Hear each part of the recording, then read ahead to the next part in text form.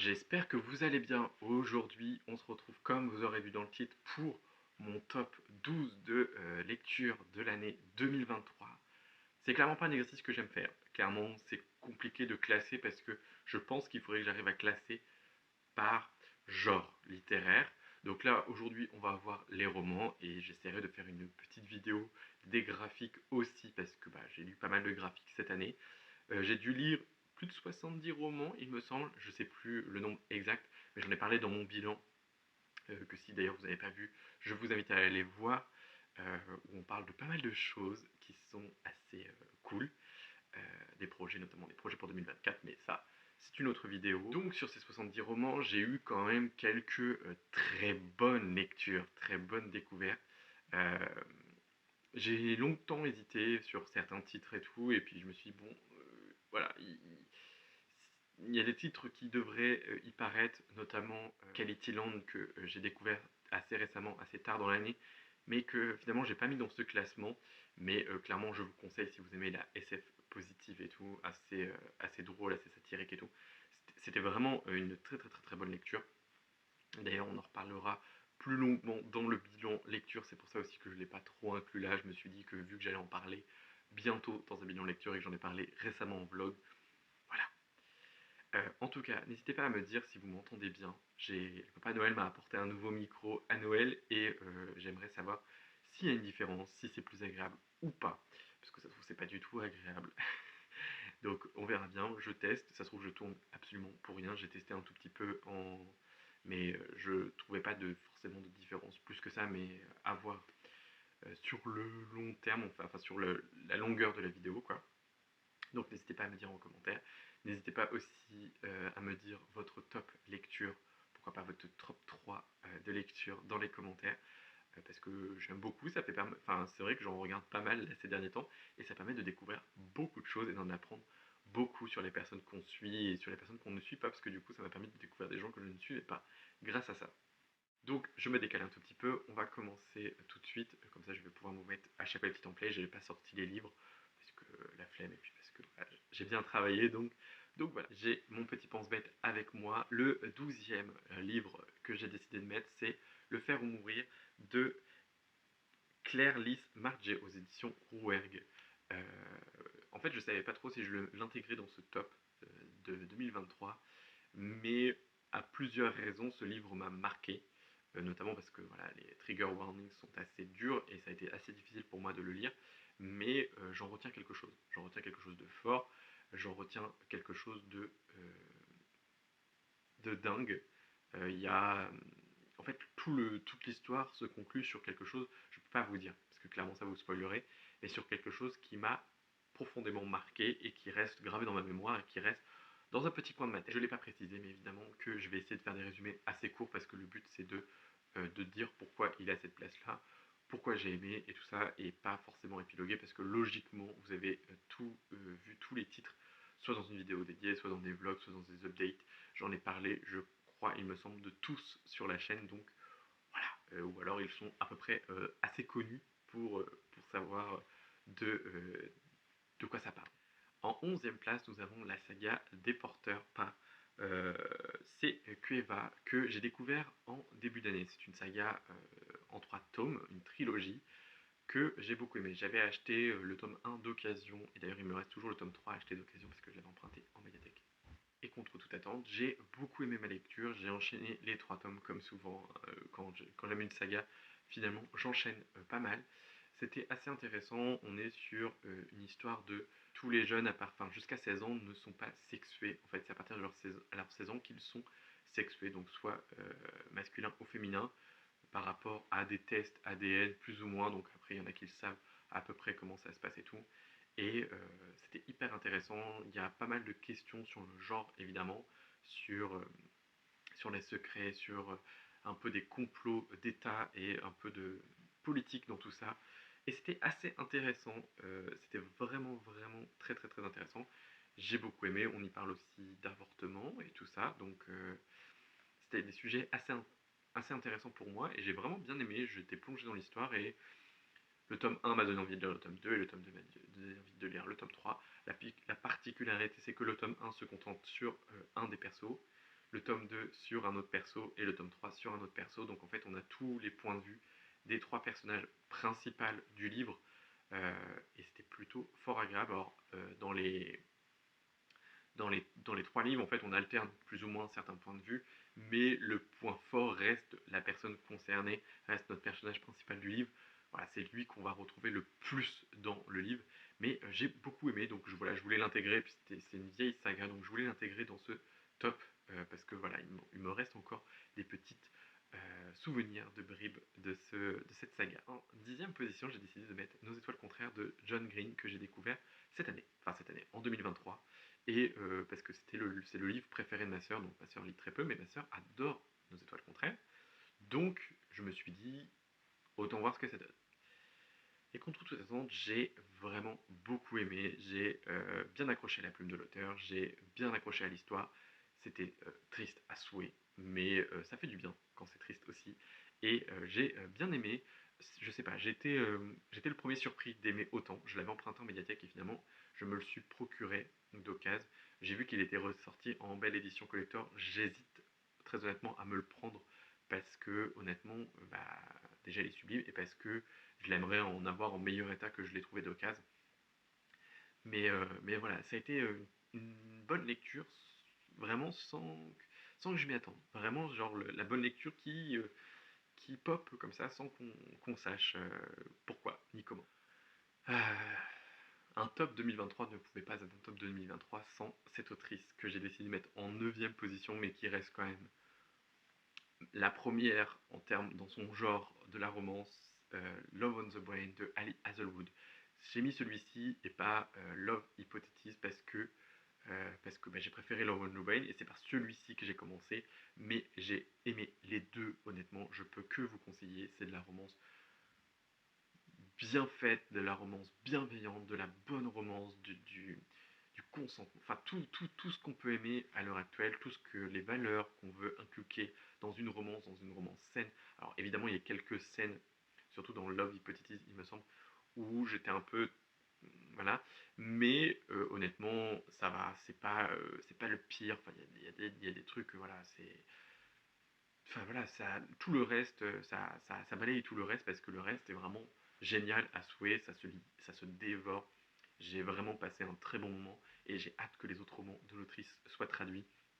Je crois qu'on va avoir 2 à 3 romans traduits cette année. Donc clairement de quoi me contenter en Ali Hazelwood et j'ai tellement hâte. En 8e position, j'ai décidé de mettre Légende Enlatée de Travis Baldry, que j'ai découvert cette année grâce aux Exploralives de Pénélope, Juliette et Lucie, leur book club et tout qu'elles organisent, et ça a été étonnamment un coup de cœur dans son genre, parce que c'est le premier que je lis dans ce genre, mais c'est de la cozy fantasy, c'est tout mignon, c'est contemplatif, mais c'est, c'est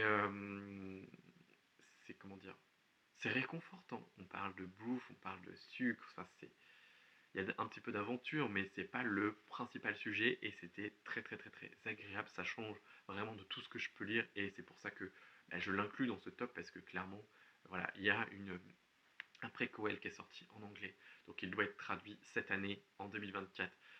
Donc j'ai hâte de le lire parce que voilà, j'ai beaucoup aimé. Je pense que comme celui-ci je l'ai précommandé. C'est le premier livre que je précommande et c'est le seul que j'ai précommandé de 2023 parce que je voulais absolument le lire parce que les filles en avaient fait un retour élogieux et que moi ça me donnait très envie.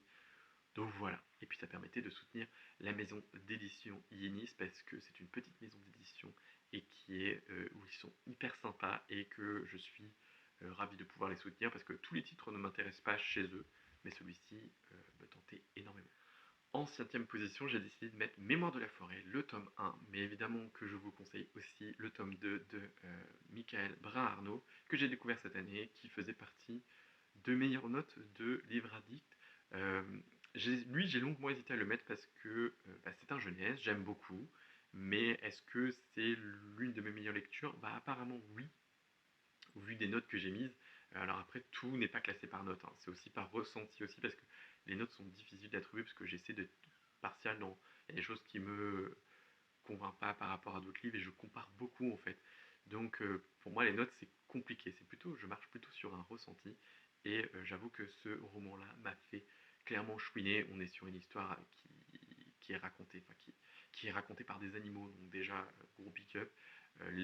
C'est un jeunesse, mais les adultes peuvent très bien le lire, parce qu'il y a une double lecture qui est très très très très intense, et même dans le tome 2, et j'en suis sûr dans le tome 3 qui est déjà sorti, que je vais me procurer assez rapidement, je pense, parce que j'ai très envie de le lire. Mais il y a j'ai passé un très bon moment, je l'ai découvert cette année en lisant en lecture commune avec Laurie, et du coup qui a organisé cette lecture commune sur son Discord, et on a enchaîné le tome 1 et le tome 2, enfin c'était juste avant la sortie du tome 2, et j'ai vraiment beaucoup aimé, et j'ai hâte de lire le tome 3. Voilà, clairement. C'est aussi pour ça qu'il fait partie de ce top, c'est parce que finalement j'ai quand même hâte de lire la suite, donc je me suis dit, voilà, il a bien sa place en 7ème position. Là, on va rentrer dans le petit côté où c'est un peu serré, parce que je ne savais pas trop comment placer. C'était difficile de les classer, parce que les genres sont tellement différents. Mais malheureusement, je ne lis pas assez de genres pour classer, ou alors il faudrait vraiment que j'arrive à classer par 3. Mais ça serait beaucoup plus compliqué, par exemple, pour la fantasy, enfin voilà. Puis ça serait énormément de taf, mais en vrai, je pense que l'année prochaine, je pense que je ferai ça, parce que c'est difficile de classer des livres euh, qui sont pas dans le même genre, je trouve, parce que je lis beaucoup de genres, finalement. Enfin, je me suis rendu compte que je me suis quand même étendu sur pas mal de choses, et que c'est difficile de classer, parce que bah, on n'attend pas les mêmes choses dans certains genres et dans certains livres. Donc voilà. En 6ème position, j'ai mis Un psaume pour les recyclés sauvages de Becky Chambers, une autrice que j'ai découvert cette année et que j'ai beaucoup, beaucoup, beaucoup aimé. J'aurais pu mettre Apprenti par bonheur aussi, de la même autrice. Et là, en ce début d'année, j'ai continué à découvrir l'autrice, et je vous assure, c'est pépite. Apprenti par bonheur, c'est une duologie de romans assez courts, chez les éditions La Talente, qui font toujours un super travail éditorial. La couve est sublime, moi j'aime beaucoup. On est sur, pareil, sur plus un roman de contemplation, de remise en question de soi, de découverte de soi aussi, de besoin de recul sur la vie, et aussi c'est un récit post-apocalyptique, donc là où les humains se sont retrouvés des années plus tard, et c'était vraiment très intéressant. Je ne veux pas trop vous spoil parce que c'est assez court, et puis le but de ce classement, c'est plus de dire que de faire un résumé. Mais si vous aimez la SF positive, la SF bienveillante, le côté post-apo qui se lit bien, qui se lit rapidement, un petit livre court, un petit livre doudou, et aussi un petit livre qui amène à la réflexion de soi, mais à la réflexion aussi sur la société, sur notre façon de consommer. C'était très très très intéressant, c'est une très très très bonne duologie. En 5ème position, j'ai décidé de mettre La fin des monstres de Tal Madesta, parce que c'est une lecture commune qu'on a fait en live sur Twitch avec Pénélope et avec Lucie, et ça a été une véritable claque. C'est un petit récit d'une trajectoire trans. Donc l'auteur nous raconte sa transidentité, son parcours, mais aussi plein de choses par rapport à tout ce qui va être la transphobie, tout ce qui se rapporte un peu de loin et de près à tous les petits gestes et à toutes les paroles maladroites qu'on peut avoir. Et ça m'a ouvert les yeux sur pas mal de choses. Donc j'ai appris des choses, pourtant j'étais là, voilà. Et c'est un récit qui me reste pas mal gravé dans la mémoire, et c'est un récit que j'ai très bien noté sur Livre Addict, parce que j'ai mis un 19 sur 20, parce que je n'arrive pas à mettre 20 sur 20 sur un livre, parce que ça voudrait dire que c'est le livre parfait, et le livre parfait n'existe pas, évidemment, enfin, ça, ça serait compliqué, enfin, je sais pas. Et j'ai hâte de découvrir l'autre roman de l'auteur, parce que voilà, ça m'a transporté, ça m'a appris plein de choses, et ça m'a mis une grande claque. Vraiment, j'étais à la fois en colère et à la fois triste. Vraiment, c'était un roman très très très très intéressant. On est plus sur du coup une biographie, et qui nous raconte, mais qui nous raconte aussi d'autres choses, qui nous apporte d'autres éléments, qui nous apporte des chiffres sur l'homophobie en France, sur plein d'autres choses, sur les agressions et sur tout ça. Et c'était vraiment très très très intéressant. Et je crois que je l'ai déjà dit plusieurs fois. Donc clairement, si vous voulez vous intéresser un peu à la transition d'une personne trans, c'était vraiment un très bon roman, vraiment, clairement. En 4ème position, j'ai décidé d'intégrer Restcycle de Deagle, qui est qui est plus un autobiographie, sur sa remise sa mise un peu à l'écart de la société. Donc elle va dans un couvent en Bretagne pendant une semaine, il me semble, et on est sur de la sororité féminine, sur plein de points de vue de femmes et c'était très très très très intéressant et c'est assez court comme récit et c'est comme écrit dessus, hein, c'est un récit sensible et ça m'a vraiment sensibilisé, j'ai vraiment été très ému et j'en garde un très bon souvenir et j'ai passé un très bon moment, je l'ai lu d'une traite parce que clairement bah ça se lit et une fois qu'on est dedans on a envie de connaître la suite et c'était vraiment très très très intéressant euh, tout ce cheminement de cette jeune femme. Clairement, j'ai, voilà, je garde. Alors, je n'ai pas le nom de la personne parce que je m'en souviens plus, mais clairement, voilà, l'histoire me reste gravée et certains moments me restent gravés en mémoire. Et c'est ce qui importe. Donc voilà, il se retrouve en quatrième place. Nous avons en troisième position Date Me, Bryson Keller, de chez les éditions Corrigan, écrit par Kevin Van Wyn. Euh, J'avais hésité à le mettre, mais clairement c'est un roman qui m'a aussi pas mal marqué. D'ailleurs, si vous aimez la saga Heartstopper, je ne peux que vous le conseiller parce que je pense que vous allez aimer Date Me, Bryson Keller. Les sujets traités sont un peu plus durs, je trouve, que Heartstopper, quoique je ne suis pas sûr, mais c'était très intéressant. Il y a... Enfin voilà, j'ai aimé la façon que l'auteur a eu de raconter cette histoire, de la façon brute qu'il a eu de raconter cette histoire. On n'est pas dans un monde de bisounours, clairement pas. Et on ne part, enfin, tout se règle pas en un claquement de doigts. Et ça, j'ai beaucoup apprécié. C'était très très très intéressant. Donc après, on est sur une romance young adulte, donc voilà. Mais les sujets traités autour sont plutôt vraiment cool. Et voilà, clairement, lisez-le si vous avez aimé Airstopper. Vous pouvez que aimer Date Me, Prison Keller pour moi. Voilà, je peux que vous le conseiller. Donc c'est pour ça qu'il fait partie de ce top 3 parce que vraiment, j'ai beaucoup apprécié ma lecture. Dans le top 2, j'ai décidé de mettre La Passe Miroir. Alors là, j'ai mis le tome 1, mais bien évidemment que je vous conseille toute la saga parce que j'ai bingé la saga en octobre. J'ai vraiment passé un très bon moment. L'audiobook était génial sur Nextory. J'ai passé un super moment. Enfin, voilà, c'était une très bonne saga de fantasy. Je suis pas hyper fan de la fin parce que voilà, c'est comme ça. Mais c'est comme ça. Enfin voilà, la fin est la fin. Voilà, c'est comme ça. Mais honnêtement, j'ai passé un très bon moment. J'ai pas pu décrocher. J'ai beaucoup aimé. Donc voilà, je l'ai mise en top 2. Même si je pense que j'aurais pu la descendre un tout petit peu. Mais j'ai tout bingé de la saga. Donc je me dis que voilà, ça a vraiment une place un peu importante dans mon cœur. Donc voilà, je me suis dit que je la mettrais en top 2 j'ai décidé de mettre que deux sagas parce que voilà, il y avait d'autres deux sagas, non trois sagas parce que du coup il y en a non quatre. Ah oui, il y a quand même plus de sagas que ça, je pensais. Mais bien évidemment que tous les tomes que je vous ai présentés, je vous incite à lire les précédents, enfin les prochains, les suivants parce que clairement, si j'ai aimé le tome 1, j'ai autant apprécié le tome 2. Voilà, je mets le tome 1, mais c'est vraiment, je juge la saga dans sa globalité et j'ai vraiment beaucoup apprécié la saga dans son intégralité. Le tome 1, vraiment, j'y ai pensé toute l'année. Vraiment toute l'année. Voilà. Mes vies de drague de Gaëtan Ballister. J'en ai fait une vidéo dédiée où je vous avais parlé un peu plus à cœur ouvert de ce que je ressentais, de ce que j'étais et de ce que je pensais. Euh, et c'est vraiment un roman qui m'a bouleversé. J'ai fini l'année 2022 en lisant ce roman et je l'ai terminé en 2023. Et je pense que j'aurais pas pu mieux commencer l'année 2023 qu'avec ce roman. Ça a été une véritable... Enfin, je sais pas comment vous expliquer, mais l'histoire a fait tellement écho en moi, à tout point de vue, à plein de points de vue. C'était vraiment hyper intéressant. Il y a beaucoup de choses que j'ai aimées. Il y a un fil conducteur sur ces 12 nouvelles qui sont hyper intéressantes. Et la fin, je n'avais pas vu venir, mais c'était tellement véridique. Et il y a tellement de beaux messages et de l'espoir, mais aussi des messages qui sont assez tristes. J'ai pleuré dans ce roman, j'ai été ému vraiment, genre comme je pourrais être ému si je le relisais. J'ai passé un tellement bon moment et j'ai très envie de le relire, mais j'ai très envie de le relire et j'ai très peur de le relire parce que je sais que je vais pleurer, que je vais être mal. J'aimerais le relire, mais j'aimerais le relire aussi en lecture commune avec d'autres gens parce que j'aimerais le faire découvrir à plein de gens. C'est un livre auto-édité et il mérite tellement déjà pour le travail parce que les illustrations sont dingues.